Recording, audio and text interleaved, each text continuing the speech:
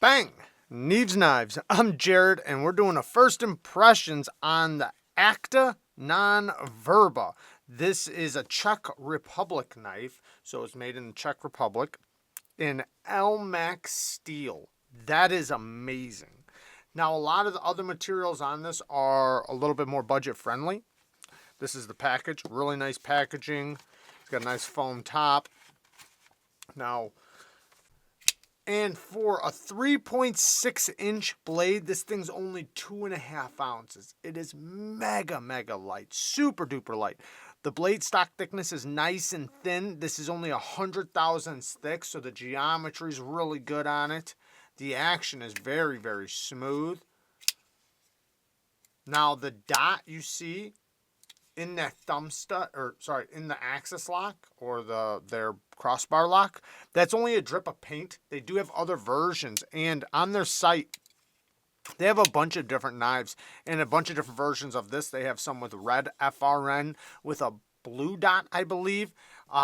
They have a few different versions, so.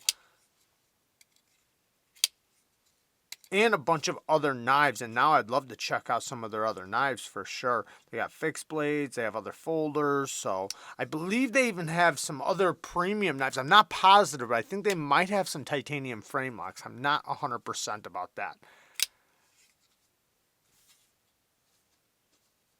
I like seeing Elmax, man. You don't see Elmax very often, and I love Elmax. Now, I did see that it said 60 HRC.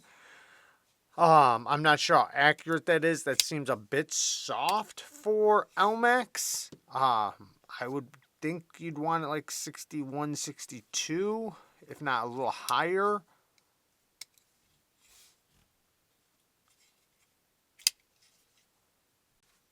The scales are GRN, basically FRN, basically tough plastic. It is tougher than plastic, but you know what I mean.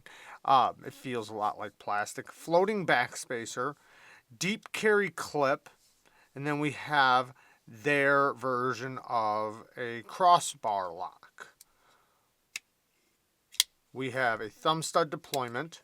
Feels like it's on washers, but it's very smooth.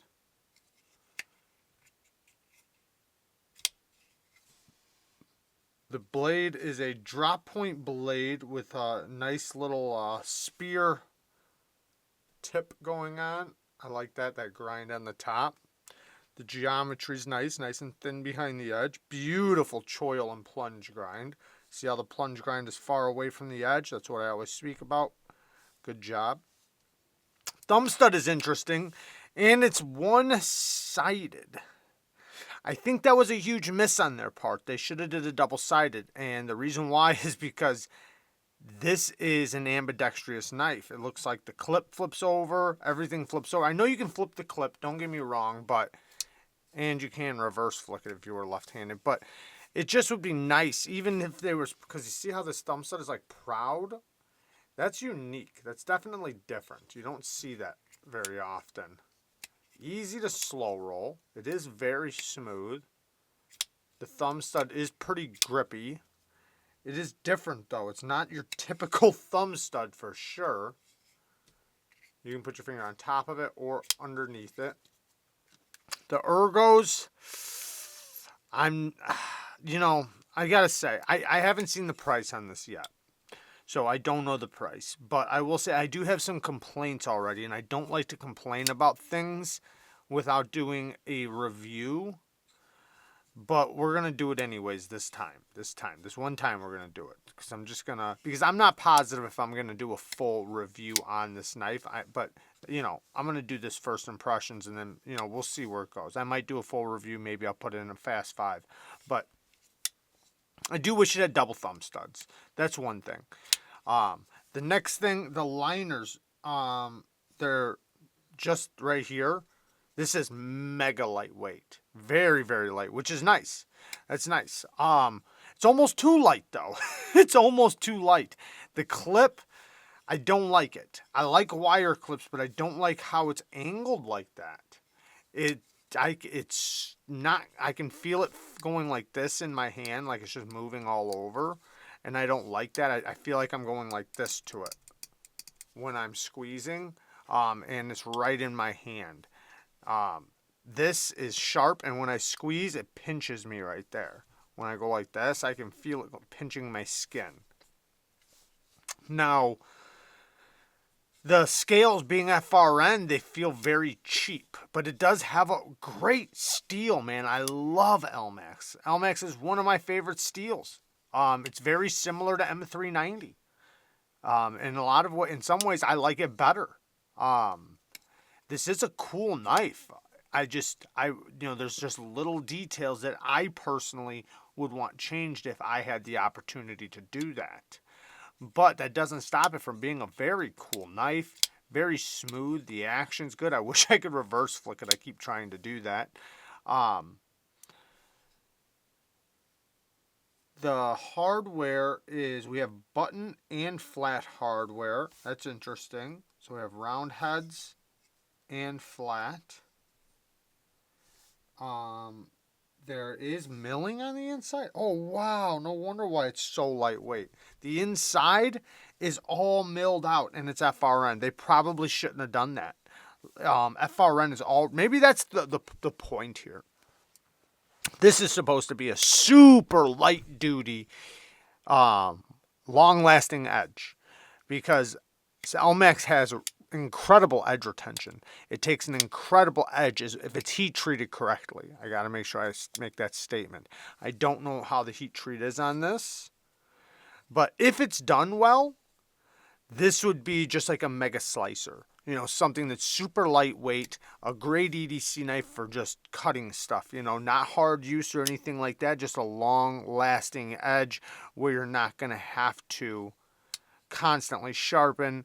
You're just not going to want to do hard use stuff with it. Not saying it can't handle hard use stuff, but it's just the scales are not appropriate for hard use stuff.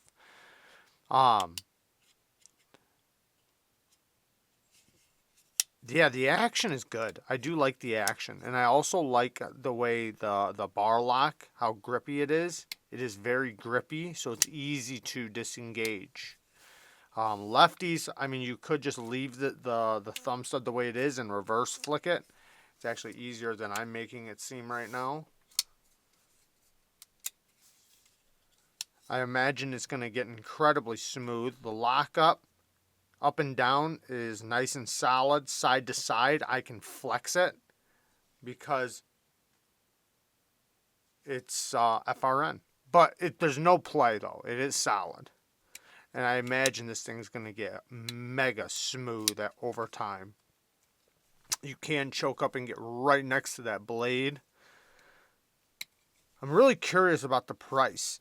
Centering is dead nuts down the center. Nice and perfect. The back spacer, you know, like I said, it's a floating back spacer. They made this just ultra, ultra light, which I got to respect, you know. There are a lot of people that really appreciate lightweight knives. So, and the clip is going to work good. Yeah, the clip works great. I just don't like it. In my hand, you know. Right here is a little sharp because they didn't put the backspacer all the way down and around. They should have curled it right here and around, because look at the little corners right there. These are just little nitpicks, you know.